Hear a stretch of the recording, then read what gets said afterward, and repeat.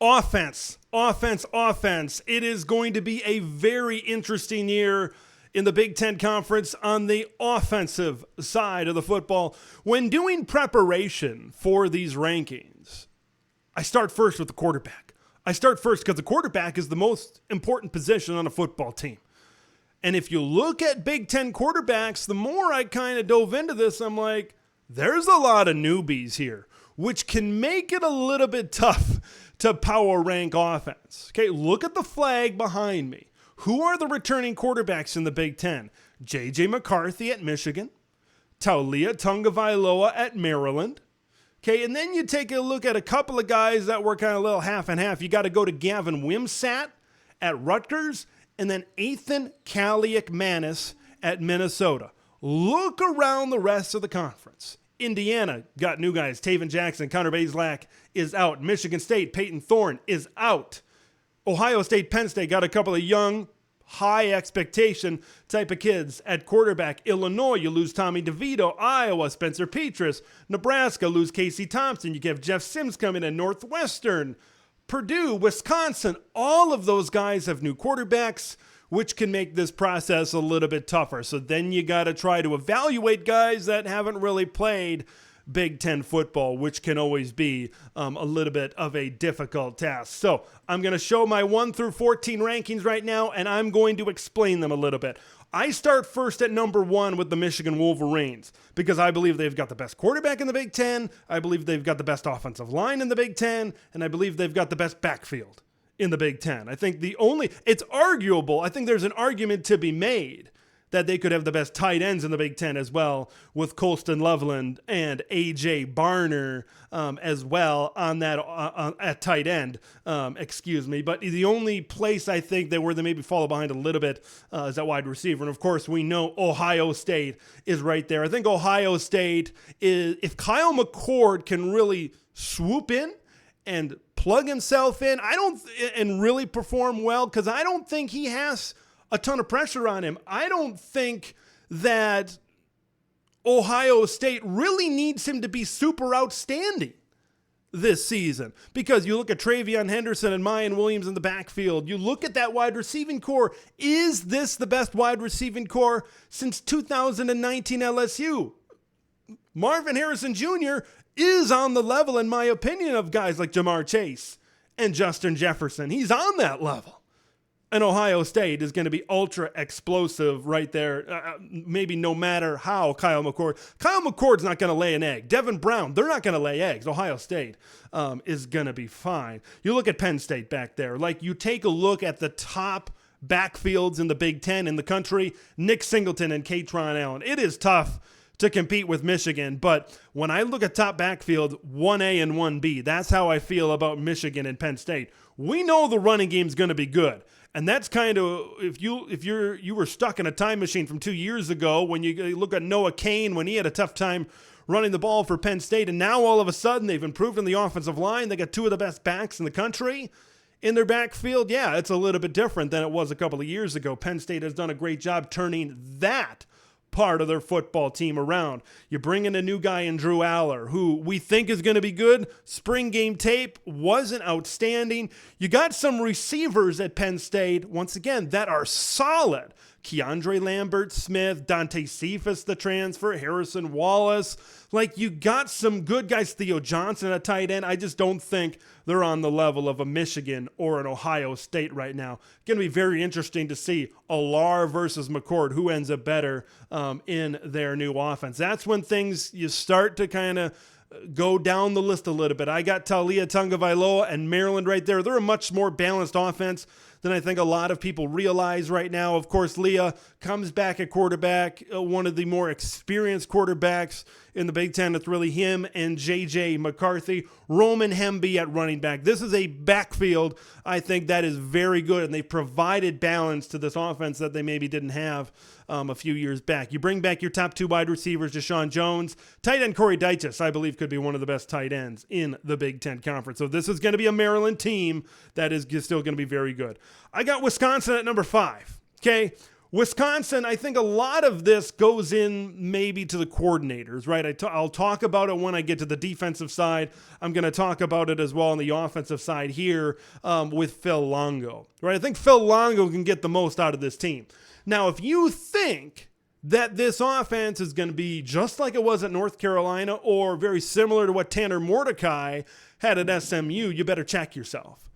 Because they're going to do what's best for Wisconsin. When you've got Braylon Allen and then Ches Malusi behind him and a couple of offensive line transfers that kind of make things a little bit better on that offensive line, I honestly believe this is a Wisconsin team that could be pretty focused on the run game, even though they bring in a quarterback that can sling it 45 to 50 times a game, even though they bring in some receivers that still look pretty good for the Wisconsin Badgers. But this is going to be a balanced team, right? The thing about Tanner Mordecai, he's turnover prone against some of the better defenses that he played. 2 interceptions against Maryland last year. I think it was the games against Tulane and maybe UCF. Threw multiple interceptions against the better teams that he played. Is he the second coming of Brett Favre in the state of Wisconsin? Maybe he's not that good. But you kind of get what I'm saying. Sometimes you want to pull your hair out. Sometimes you say, oh my God, that was the greatest throw I've ever seen in my life. So Wisconsin fans, they've been pretty steady. They've been pretty steady, right, when it comes to quarterbacks over the years. Joel Stavey, Alex Hornibrook, Graham Mertz, sometimes, you kind of know what to expect. There's not a lot of gambles. I don't know if that's going to be the case for the Wisconsin Badgers and Tanner Mordecai. That's why this offense needs to be balanced. That's why this offense needs a run game with Braylon Allen, and I think that definitely can exist here in this offense. Let's go back to the rankings. Minnesota, look, when you look at the Golden Gophers of Minnesota, you take a peek at Ethan Kaliak-Manis, and he really came on at the end of last season. Ethan really did outstanding at the end of last season, and they have, although they don't have Muhammad Ibrahim, they still have weapons where they can put the ball in the air, they can run the ball on the ground. This is a Minnesota football team that can still do some damage. Okay, when you look at their backfield, where you had one guy last year, I think you're going to have a stable of running backs this year, right? Zach Evans, Sean Tyler, the transfer, maybe Darius Taylor, the true freshman. Bryce Williams is back there. Remember, Chris Ottman-Bell and Brevin Spanford, wide receiver and tight end, are here. They bring in a couple of transfers, Elijah Spencer and Corey Crooms, and then you throw in Lemeki Brockington. I have this Minnesota offense where I have them because of the talent that's around Ethan Kaliak-Manis right now. I just don't know what I'm going to get with bad luck Brian Ferentz at number 7 with the Iowa Hawkeyes. You bring in a guy that's won a Big Ten title in Cade McNamara. You bring in a guy in Caleb Brown who is a top 100, high 4-star type of kid that's explosive. You bring in an extra tight end in Eric All to go with Luke Lachey. Caleb Johnson is a running back there in the backfield that can really do some things. Like, all of that together seems very good. And this is an offensive line that I think will improve. It really has to improve because Cade McNamara was playing behind one of the best offensive lines in college football when he won a Big Ten championship. Now, all of a sudden, if Cade is under pressure a lot, how does that affect him in pushing the ball down the field versus the pass game? And the offensive line is a big key for the Iowa Hawkeyes. I got Purdue at number 8. Look, Purdue is a team right now. I think that is very interesting. I don't quite know if I want to put the scary label yet on the Purdue Boilermakers, but Mike Farrell's top transfer quarterback in the country is Hudson Card, right? And that, I think, is saying something, right? Over guys like a Sam Hartman or a Tanner Mordecai or a Devin Leary, Hudson Card, according to him, sticks out the most. This is a Purdue offense that I think could be very interesting. When you look at Hudson Card, how about Devin Mockabee? Maybe one of the most underrated running backs in the entire Big Ten Conference back there as well. Devin Mockabee, and then you look at their wide receivers. They don't have a Rondale Moore. They don't have a David Bell. They don't have a Charlie Jones. They don't have guys like that. They don't have a standout. I think TJ Sheffield and Mershawn Rice are good. They're solid. Corey Gamage, the transfer coming in from Marshall, looks like he could be very good as well. They're going to have a bunch of good receivers. I don't know who's going to stand out. Are you going to have a 1,000-yard receiver at Purdue once again? I don't think so. But this is an offense that could possibly rise up the ranks as well. I've got Illinois sitting at number 9. They've got good talent on the outside, but this was an offense that was so reliant on Chase Brown last year, and they don't really have the run game that they did, at least the talent in the backfield that they did a year ago with Reggie Love and Josh McCray. I think Josh McCray may be the guy in Champaign. Luke Altmaier appears to be a really good quarterback. It's just how are they going to adjust their offense kind of as things go on. Nebraska, right now I just don't know if Jeff Sims is going to be the guy that is going to realize the full potential of this Nebraska Cornhuskers offense. I think he's good. Like, I watch his tape. He's good on tape, but this guy suffered some injuries.